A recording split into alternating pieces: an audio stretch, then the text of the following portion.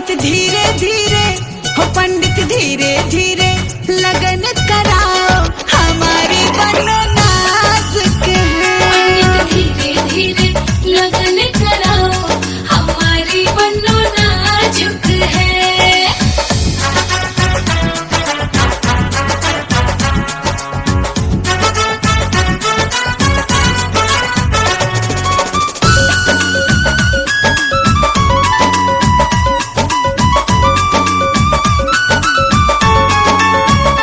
जैसे कुएं में हो काई,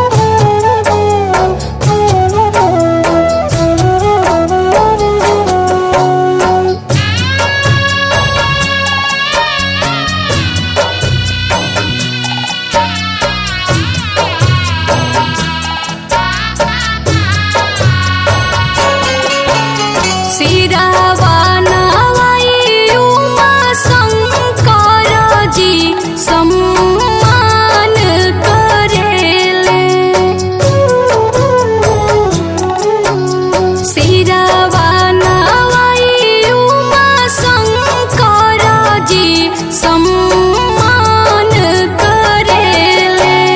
धरती पाया के भगवान जी कन्यादान करेले।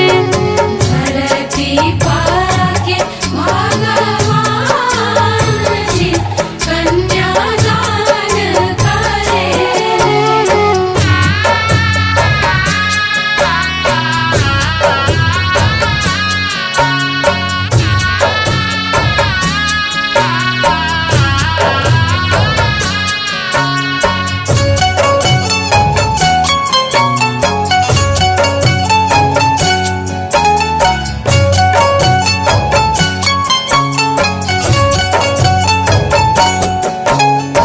अद्भुत लागता आजू के नजारा, मनवा के मोहेला मंजर प्यारा।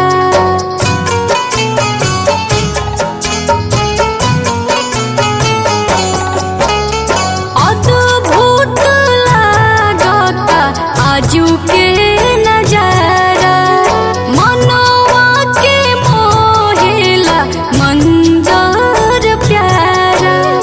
जन जन साथे नारायण भी गुणगान करेले। जन जन साथे नारायण भी गुणगान करेले।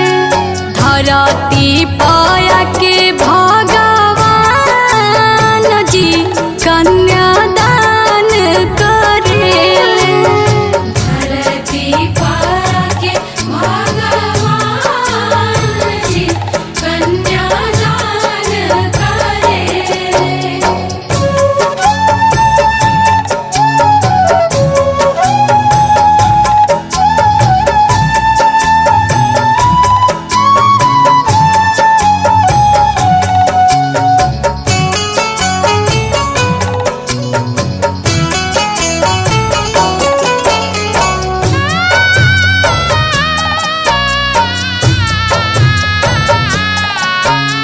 बिटिया के बाबूजी के चेहरा दमके, आजू शुभ घरिया पगरिया चमके।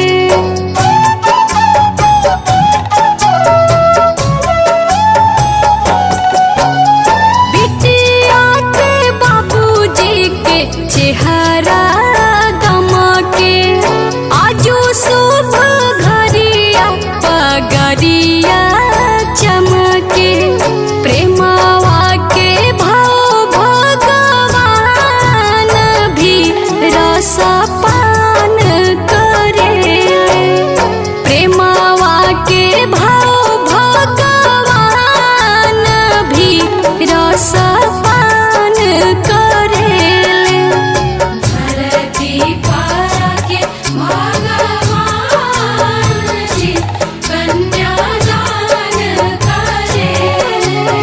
धरती पाया के भगवान जी कन्यादान करेले।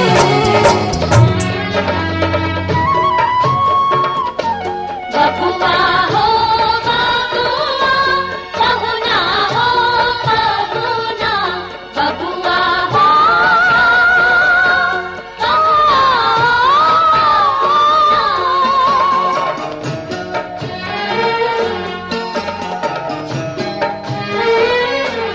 जब तक पूरे ना हो तेरे साथ, जब तक पूरे ना हो तेरे साथ, तब तक दुल्हन नहीं दूल्हा की। तब तक बबूनी नहीं बबुआ की। ना जब तक पूरे ना हो तेरे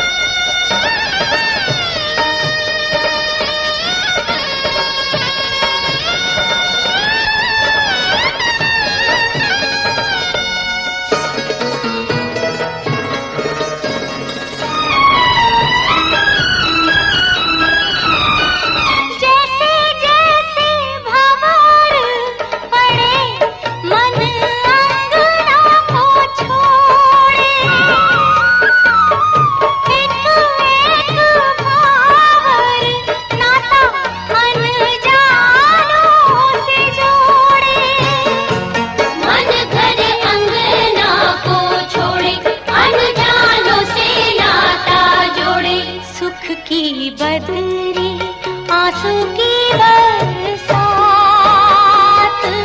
जब तक पूरे ना हो तेरे साथ, तब तक दुल्हन नहीं दुल्हा की, तब तक बबूनी नहीं बबुआ की, ना जब तक पूरे ना हो तेरे साथ।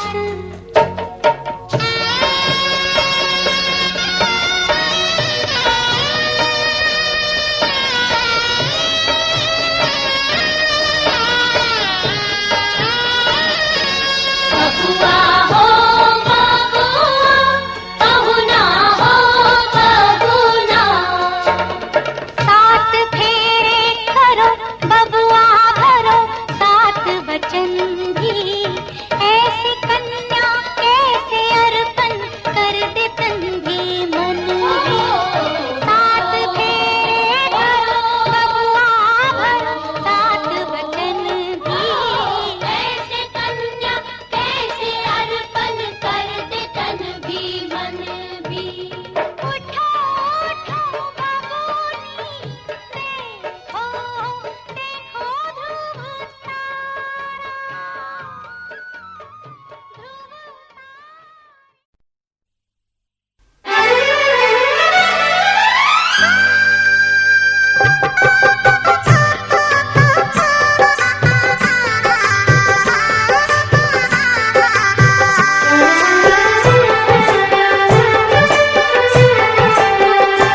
सात फेरों के सातों वचन, प्यारी दुल्हनिया भूल ना जाना, सात फेरों के सातों वचन, प्यारी दुल्हनिया भूल ना जाना, प्यार का एक मंदिर है मन, मन में मूरत सजन के बसाना हो, सात फेरों के सातों वचन, प्यारी दुल्हनिया भूल न जाना।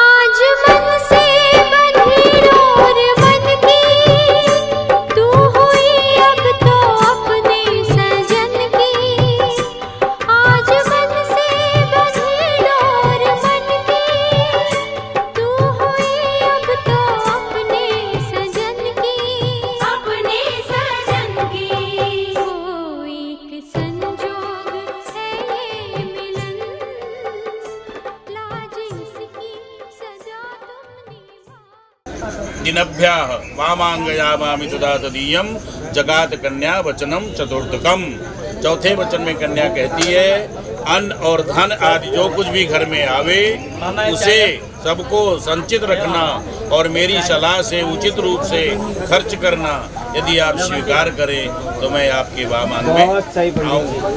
पांचवें वाक्य में कन्या कहती है देवालया राम तड़ाग कूप वापी जदभ्या यदि पूजयेया वामांगयामादि तदा तदीयं जगात कन्या वचनम च पंचमम।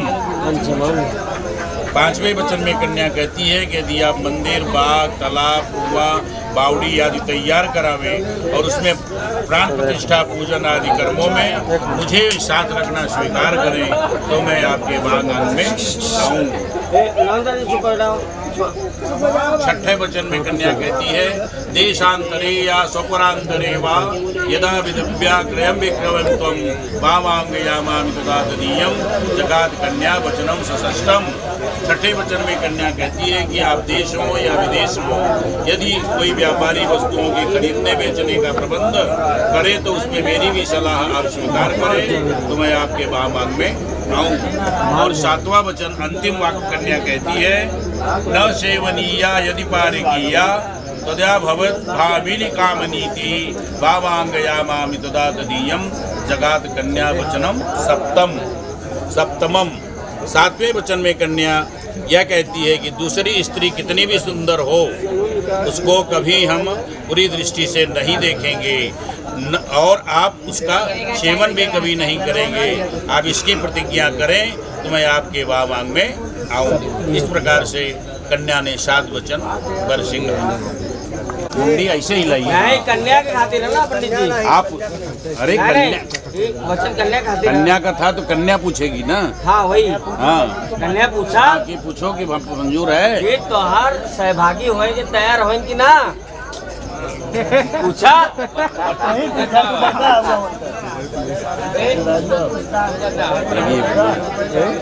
पूछा हो चलो 2 मिनट। दर्शनम महासंपदेयानम बोलते हैं हमारे 5 ही वाक्य। हमारा तो 7 था मंजूर कर लिया लेकिन हमारे 5 ही है। कह रहे हैं जब तक मैं घर पर रहूं तब आप श्रृंगार करना,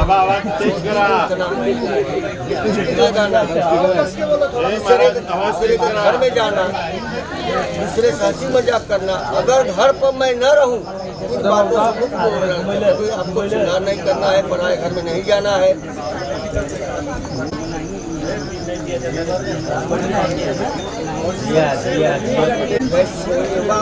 साक्षी ब्राह्मण ज्ञाति बांधवा बोलते हैं हमारे 5 साक्षी हैं। 5 साक्षी कौन है? अग्नि, कलश, देवता है, दोनों पक्ष के ब्राह्मण। जितने तुम्हारे सुजाति भाई बंधी आज ये 4था झूठ डाला,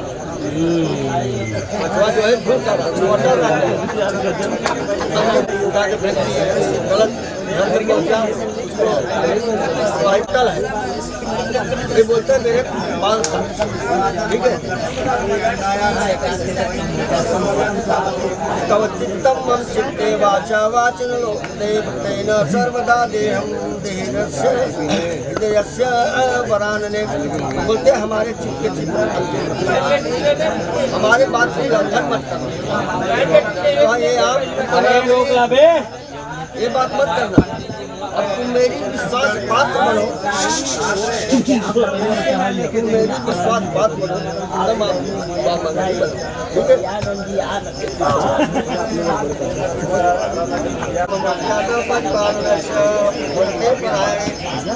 जिस प्रकार का मुझे संतोष वही काम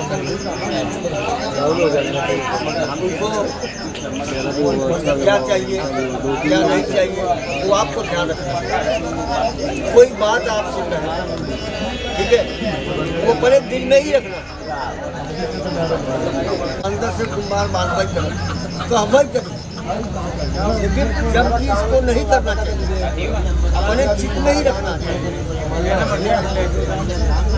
अगर ये मंजूर है तब बोलते हैं तब आप ठीक है।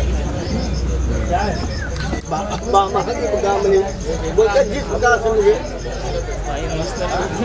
बोलते बिना पत्नी का घर, बिना पत्नी का जो है गृह शास्त्र नहीं, घर नहीं चलता है।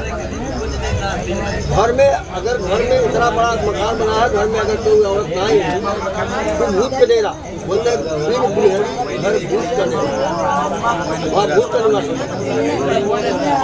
तो बिना पत्नी से लिए जो है प्रतिज्ञा का पालन नहीं करता। अब तुम मेरी आज्ञा का पालन करो तब मैं आपको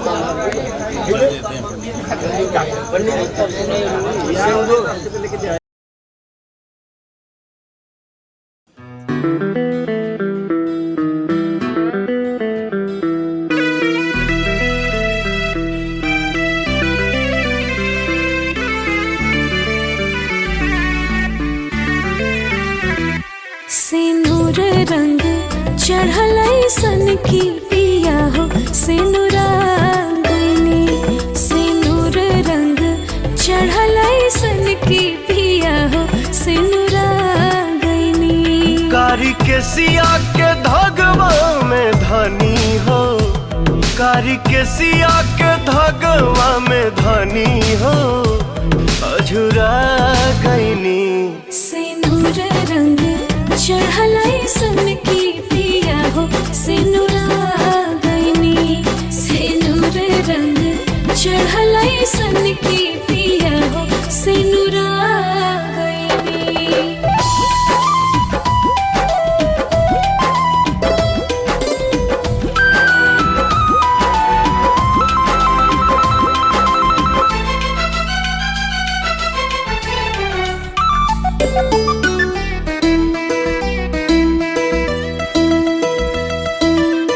हंसी हंसी के तू हरियर कैलू मिल मिल के महुआ गईनी। तपोरे पोर सिहका के बलम जी हमके धड़का दिहनी।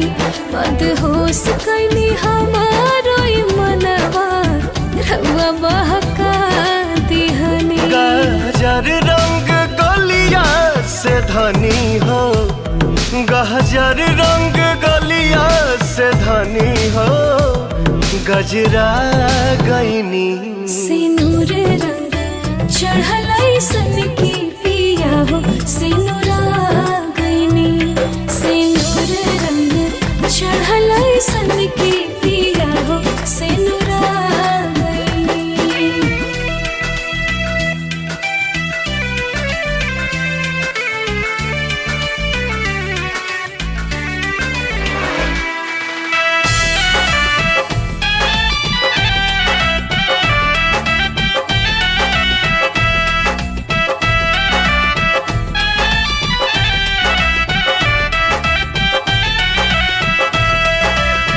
प्यार के पहिला पहिला सावन बीज के हम सवना गईनी। कली कली कचनार भल जिंदगी पाके पगला गईनी। अब आइल अखिया के भरोसा सपना रंग पा गईनी। कारी अखिया से गजरा के धनी हो कारी अखिया से गजरा के धनी हो गजरा गईनी। सिनुर रंग चढ़लाई सन की पिया हो सिनुरा गईनी। सिनुर रंग चढ़लाई सन की पिया हो सिनुरा गईनी। तेरे माथे की बिंदिया चमकती रहे तेरे हाथों की मेहंदी महकती रहे। तेरे जोड़े की रौनक सलामत रहे तेरी जोड़ी हमेशा खनकती रहे।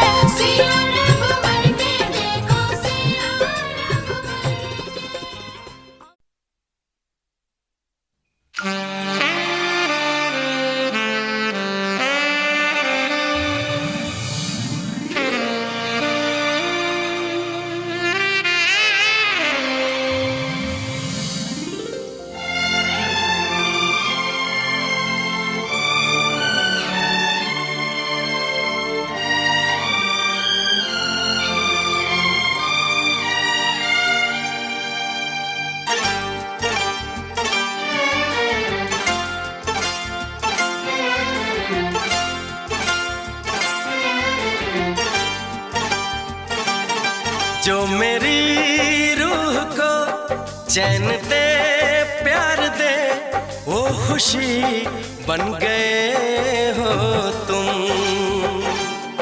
जिंदगी बन गए हो तुम, जिंदगी बन गए हो तुम।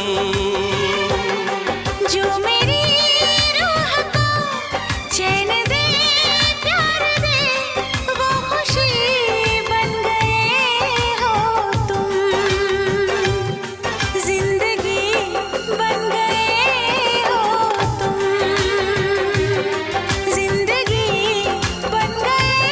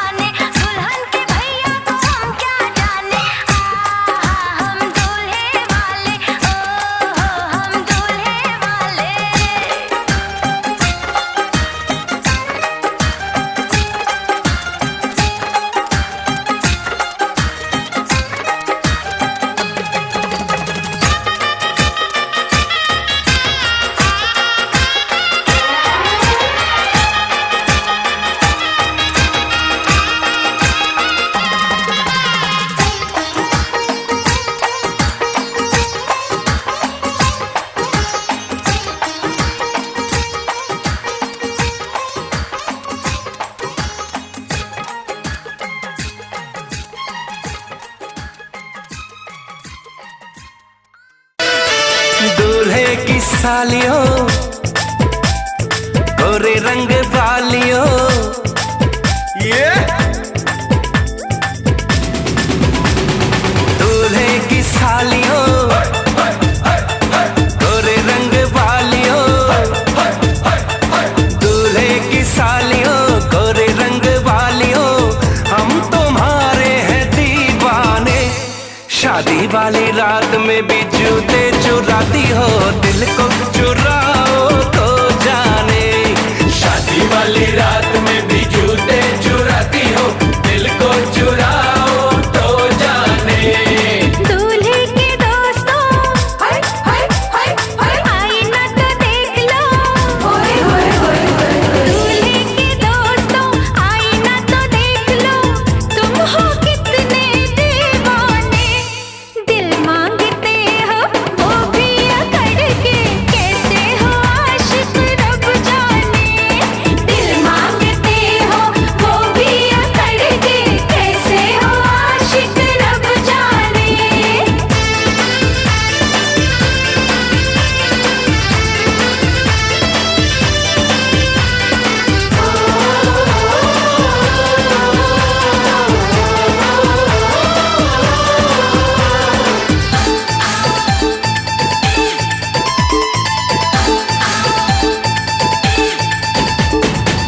यार हमारा है जीजा तुम्हारा कुछ कुछ हक है तुम पे हमारा। यार हमारा है जीजा तुम्हारा कुछ कुछ हक है तुम पे हमारा। पहली नजर में तुमने चुराया नन्हा सा मासूम दिल ये बेचारा। ओए नखरे वालियों जीजा जी की सालियों ओए नखरे वालियों जीजा जी की सालियों हम तुम्हारे हैं दीवाने। शादी वाली रात में भी जूते चुराती हो दिल को चुराओ तो जाने। शादी वाली रात में भी जूते चुराती हो दिल को चुराओ तो जाने।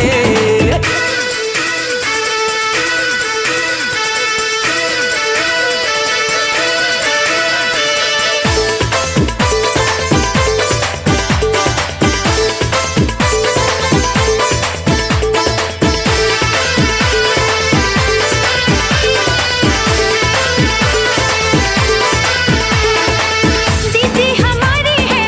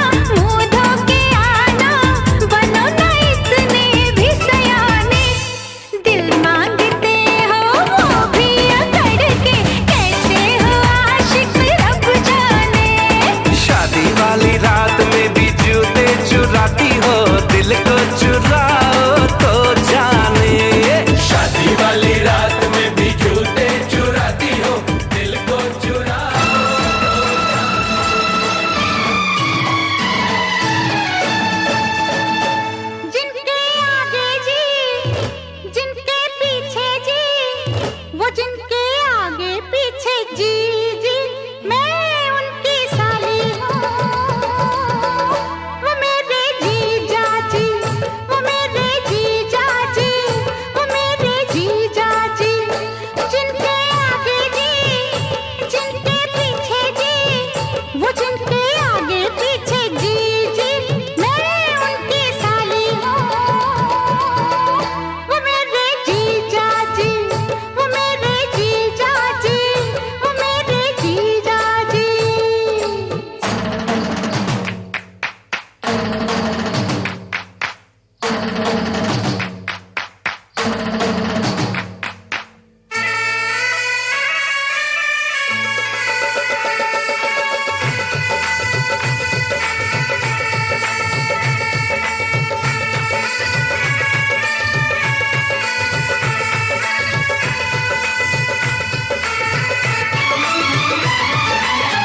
कली अनार की है मेरी ये बहना, मूरत प्यार की है प्यारी ये बहना। कली अनार की है मेरी ये बहना, मूरत प्यार की है प्यारी ये बहना। देखो कभी तुम ना इसको सताना, वरना पड़ेगा मुझे डंडा उठाना। इसको रुलाया तो दूंगी मैं गाली जी, हाँ गाली जी। क्या समझे जीजा जी, वो मेरे जीजा जी, वो मेरे जीजा जी। जिनके आगे जी, जिनके पीछे जी, वो जिनके आगे पीछे जी जी मैं उनकी साली हूँ। वो मेरे जीजा जी, वो मेरे जीजा जी, वो मेरे जीजा जी।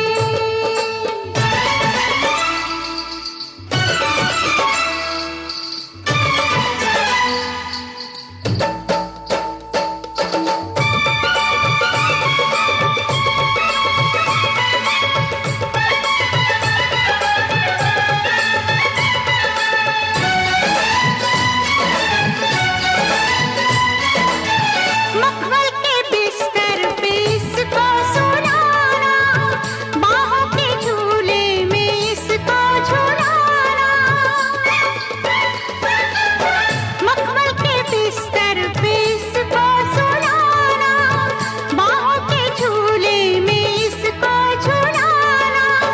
रूठे कभी तो इसे हंस के मनाना, हंस के न माने तो मक्खन लगाना।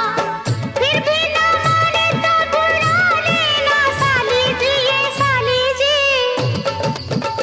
क्या समझे जीजा जी, वो मेरे जीजा जी, वो मेरे जीजा जी। जिनके आगे जी, जिनके पीछे जी, वो जिनके आगे पीछे जी जी मैं उनकी साली हूँ। वो मेरे जीजा जी, वो मेरे जीजा जी, वो मेरे जीजा जी।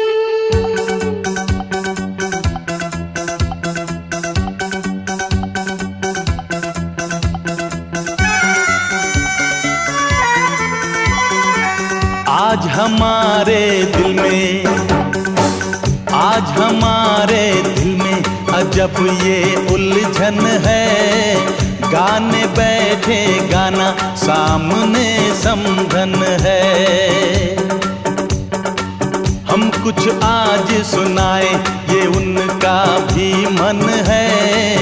गाने बैठे गाना सामने समझन है।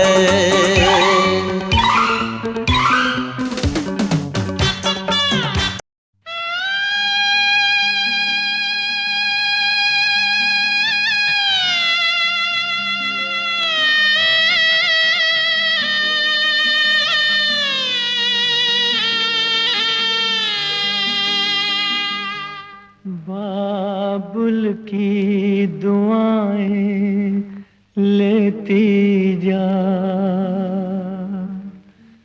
जा तुझको सुखी संसार मिले। बाबुल की दुआएं